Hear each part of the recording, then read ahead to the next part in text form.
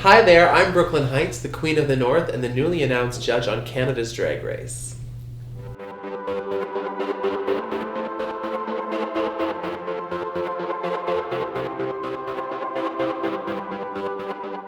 Oh my god, I was so excited. It was like a pipeline dream. I didn't think it was going to happen so quickly, or if it was going to happen at all, but I was like, oh, just one day I would love to do a Canadian Drag Race.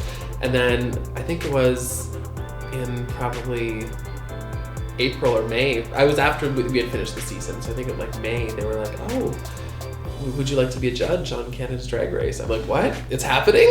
Like, already? So I was shocked and very excited.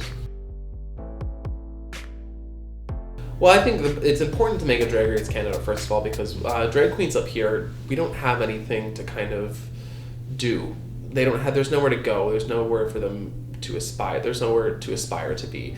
Like in the States, they have national pageants. They also have RuPaul's Drag Race, but they have a big pageant systems down there, and that kind of is something that queens aspire to be, and it motivates them to become better. I expect to see vulnerability. I expect to see authenticity. I want to see who they really are, and I want them to be 100% themselves on camera, which is a very hard thing. A lot of times people try to produce themselves and edit themselves to make them look like what they think we want to see. But we just want to see who you are. Here's a funny one. The first episode, we had all come back from Untucked. And we were standing on the back of the stage except for Soju and Kahana, who were lip syncing. And I think it was Akiria had too much to drink and Untuck, and she fell off the side of the stage. That didn't make it on camera. And then, but it was really, really funny.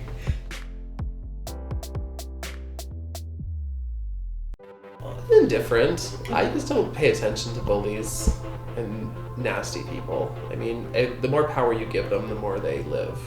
So if you just ignore and just kind of laugh it off, then whatever. I know who I am, and I'm proud to be a part of a country that would tweet at a drag queen to congratulate them for being on a show. Oh, lovely. He was wonderful. He was so sweet and warm and welcoming.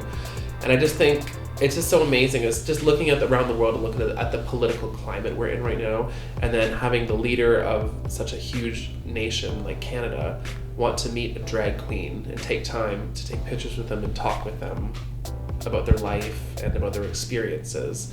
That just doesn't happen. I mean, only in Canada would that happen. And I just think I was really touched by it. I was really appreciative that he always takes time for the LGBTQ community. He's always there. He's always very visible for us.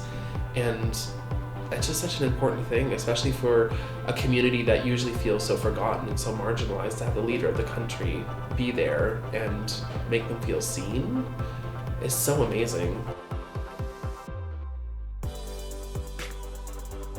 I mean, I was obviously disappointed. Like, it was a horrible thing to do. There was no excusing it. But I'm very proud of that he came out immediately and apologized for it. I mean, that's all he could really do at that point. And we have to move past it. And whatever happens, happens. But I think it was really important that he owned up to it and manned up to it. But yeah, it was disappointing for sure. As it was disappointing when it happened with me as well. So I just felt really bad that the whole thing happened.